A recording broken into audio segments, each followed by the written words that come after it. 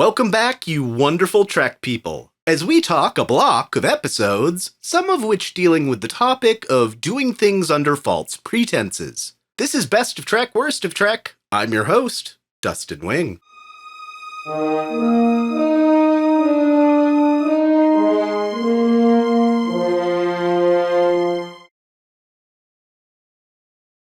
Being replaced at 306, letting go. Or The Gift.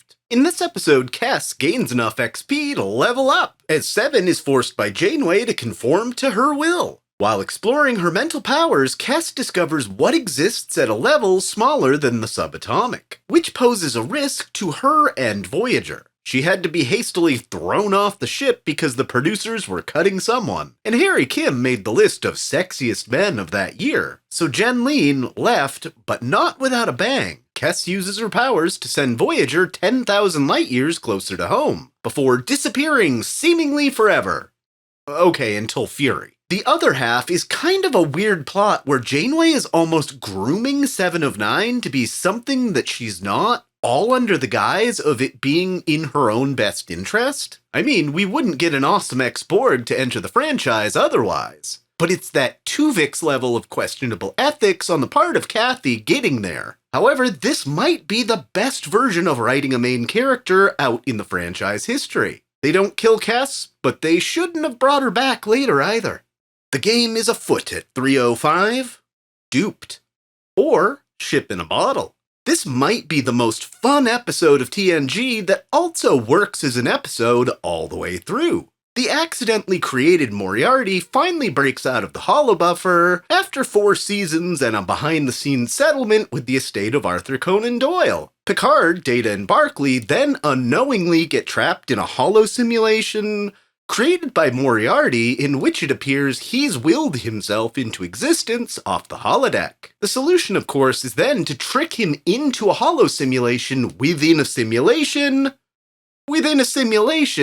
and get Moriarty into giving over the codes to release the real Enterprise before it's destroyed by a celestial event they're observing. There's a lot of technobabble and tidbits for the tech manuals in this fun hour of television. Searching for the truth at 304, A Briefing with Neelix, or Investigations. We finally pay off the season-long arc of Paris playing the bad boy, as Voyager's resident Talaxian plays reporter in his hit YouTube series, A Briefing with Neelix. Tom joins a Talaxian convoy, which he and Janeway knowingly set up to have him stolen from by Seska and the Kazon. This was all in an effort to flush out a known Kazon spy on Voyager, Michael Jonas. And Tom is able to let Voyager know this just in time and escape. Meanwhile, it's at times riveting to follow Neelix's search for the truth about secret logs, and gets let in on the ruse about Tom before even Chakotay. In the end, he ends up killing Jonas in a struggle in engineering, though this unfortunately won't be the last time we see the Kazon, as Seska comes back at numbers 303 and 302, Outmaneuvered, or Basics Part 1 and 2. As Voyager continues to traverse Kazon space, they keep getting attacked in the same spot. It's all part of Seska's plan to take over Voyager. Brad Dourif comes back as the reformed and more mentally fit Lon Suter, and wants to do something for the ship. Initially, he's working on new strains of plants for the aeroponics bay, but will be asked to make the ultimate sacrifice by the end of this 2-parter. Eventually, Seska's plan pays off, they take Voyager, and it's a bit unsettling to see Janeway get smacked around by Kala. For some reason, they maroon the crew on a rough planet rather than killing them. Tom Paris has gotten a shuttle out before Voyager was overtaken, and comes back with the Talaxians from our previous entry, and are able to retake the ship. Seska dies trying to get to her baby during the battle, and it's a heart-wrenching moment. Crewman Suter's death as he initiates the final part of Paris's plan is also one of the best deaths in the franchise. Through the second part of the story, the crew bond and we see a bit of Starfleet survival training in action, as they deal with CGI critters and Stone Age natives. The plot feels a little stretched as a 2-parter, but when this first came out, the cliffhanger was very real, waiting all summer to find out how the crew were going to get unstranded. Becoming a made man at 301, Undercover Mechanic, or Honor Among Thieves. For some reason, Starfleet Security taps Miles O'Brien to go undercover and infiltrate the Orion Syndicate. O'Brien does his job a little too well, as he does odd jobs and repairs in a low-end syndicate group. He actually starts forming a true friendship with his boss, who witnesses for him. Like becoming an Italian mafia made man, Miles uncovers more than expected when it turns out the Dominion are using the Orion Syndicate for certain jobs to help destabilize relations between members of the Federation Alliance against them. In the end, O'Brien warns his friend and boss about the ambush he's walking into, all thanks to him. Miles gets a cat for his troubles and a lot of baggage as we see him worrying about Bilby's widow into the next season. This is an awesome gangster movie style episode where O'Brien makes others suffer and then has to live with it.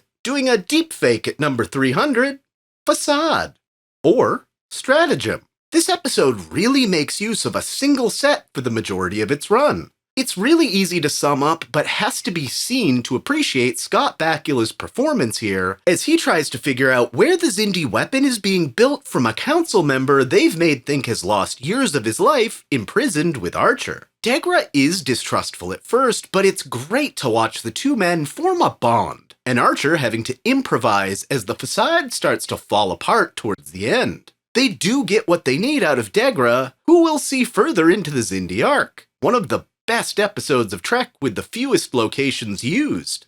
Divulging its final secrets at 299, death rites. Or ties of blood and water. Kira's Cardassian father, Dekeni Glamour, comes aboard, and I appreciate how the show catches the audience up through Dax catching a confused Worf up. The episode becomes about the struggles people face at the end of their lives, and what their families and those close to them can go through just keeping them comfortable in their final days. Kira takes detailed notes from the defected former legate, while doing what she can for him till his time comes. Until she learns some of the things that he did during the occupation of Bajor, and that makes her question her Cardassian faux dad, to the point it opens up her pain of going on a resistance raid and missing her own father's death because of the Cardassians. Completely opposite the main plot, we see the most bubbly version of Weyoun and learn the Vorta are immune to most poisons in the character's second appearance. So much interesting lead up to the coming war and more character growth for Kira. Ah, computer. That program is available. Thanks, Major. Thanks, Major.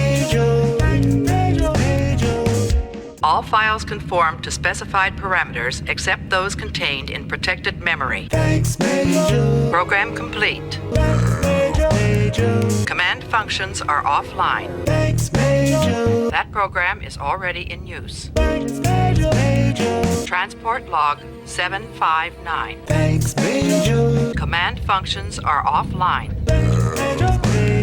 Interface complete. Thanks, Major. Program stored. Authorization accepted. Thanks, Major. Unable to comply.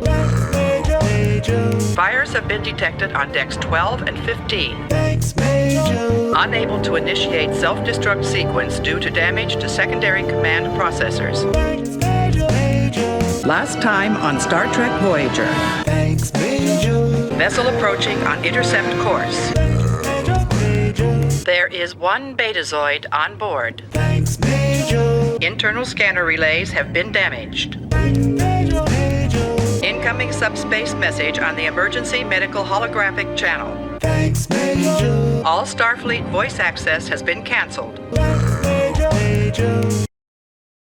When the cats break loose and the storm sets in, we could take